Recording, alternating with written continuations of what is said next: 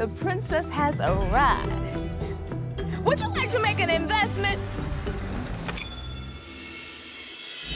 I'm Laci Mosley. I'm an actor, comedian, and host of a podcast all about the world of fraud and deceit.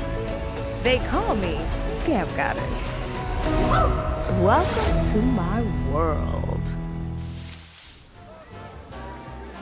What is this town's deal? It's famous for Ronald Reagan. Very popular actor. Good president. Yes. Do you know Rita Crundwell? Not personally. Oh God, it got tense in here. Are we good? It's just heartbreaking and shocking. Oh, noted. Rita is a sensitive subject in these parts. But when you consider she took $53.7 million from this community, it makes sense. By day, she was a small-town bookkeeper, but the folks in Dixon wondered how her $80K salary paid for 400 thoroughbreds, luxurious stables, a $2 million motorhome, and a life as the undisputed grande dame of the competitive horse world.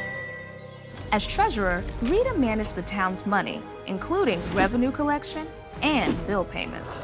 Adding comptroller, essentially the city's chief financial officer, made her the sole keeper of all the town's financial records. Over the course of 2 decades, Rita executed 169 transfers, averaging $2.5 million per year. Her embezzlement spree continued unchecked until 2012, with her thefts totaling a staggering 28% of Dixon's budget in the final 6 years. Oh, Rita. You could have used your powers for good. You could have helped the town and helped yourself. But you just helped yourself to the town. The sports world is where everyone is running after the ball. But what happens when one money manager runs off with nearly $6 million? Peggy King played the game like a pro, promising athletes generational wealth while playing keep away with their millions, funding her own high-rolling lifestyle of luxury cars, lavish homes, and wild nights out. Miami was the playground where Peggy, she played her game, swiping millions from a roster of all-stars boasting a combined net worth of $100 million, with clients like Hall of Famer Dennis Rodman, Heisman Trophy winner Ricky Williams, NBA stars like Travis Best and Rashad McCants, and NFL running back Lex Hillard. Adios! I'm a girl who loves a fast car, a dirty martini, and a good scam. And I'm dying to learn more about this tech bro con man, Kyle Sandler. With promises of turning this small southern town into the next Silicon Valley, Kyle Sandler spun his own worldwide web of lies and stole $1.9 million from over 50 small town investors. I mean, I'm sorry that I did this. I did hurt a lot of people. I hurt people that were my friends. I mean, they were so welcoming to me, and I took advantage of it, and I'm sorry about that. I genuinely feel like I owe them something. I'm sorry that I did what I took advantage of really good people. Really good people. I had no intention of giving him the benefit of the doubt. All right, I'll see you. Thank you very much. Yes. This man was a pathological liar, and I'm so sorry. I'm going to say a sociopath. I definitely need like a nap and a meal or something to sleep this off because I'm still a little bit shaken. Hallelujah. I threw on my Sunday best, ready to dive into a story that's as much about faith as it is about fraud. Religion is a magnet for scammers who exploit trust and devotion. As the Bling Bishop, Lamar Whitehead leveraged his holy position to weave a web of deceit, funding his lavish lifestyle with designer clothes, opulent jewelry, and even a Rolls Royce. So how did this Bible-thumping thief make off with the collection plate and ignore one of the most treasured commandments? Thou shalt not steal. We are on our way to Bishop Lamar Whitehead's new property, the prison. I wrote him a letter.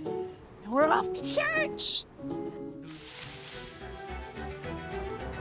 Ross Hansen and Diane Erdman forged a multi-million-dollar enterprise in the precious metals industry. The FBI is urging locals to report any sightings that could lead to their apprehension. But the shiny exterior of their metal-making machine quickly lost its luster after the couple stole over $30 million from its loyal customers.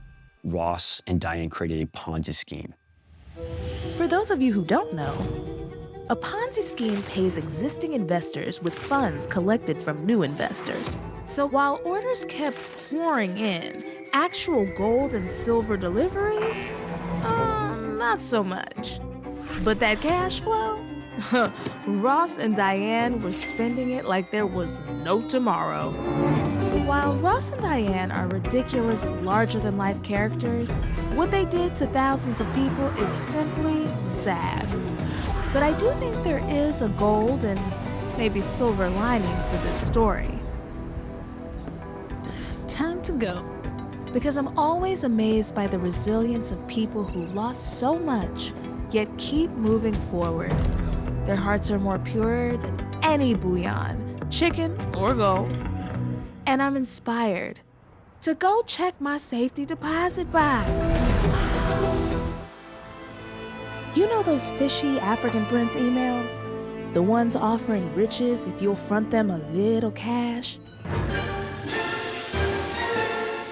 It's an internet classic. But what happens when that scam steps out of the inbox and into America's heartland? Hello? Dayton, Ohio? I am on my way. Self-proclaimed Prince Daryl Atipo came with tales of African diamonds and chrome mines, offering riches to those who'd invest. But instead of shared wealth, he spent nearly $1 million on luxury cars and all-expense-paid travel.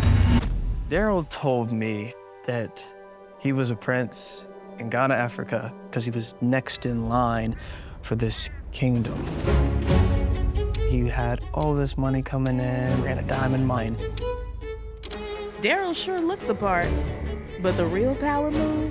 Convincing people he could make them rich, too.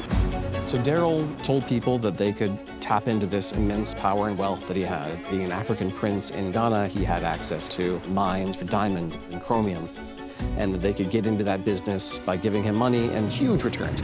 I'm a princess. Google me. Ooh, tag me in that on the Instagram. So, I'll be here to dethrone these fraudsters, one con at a time. Queen of busting scams. Long may she reign.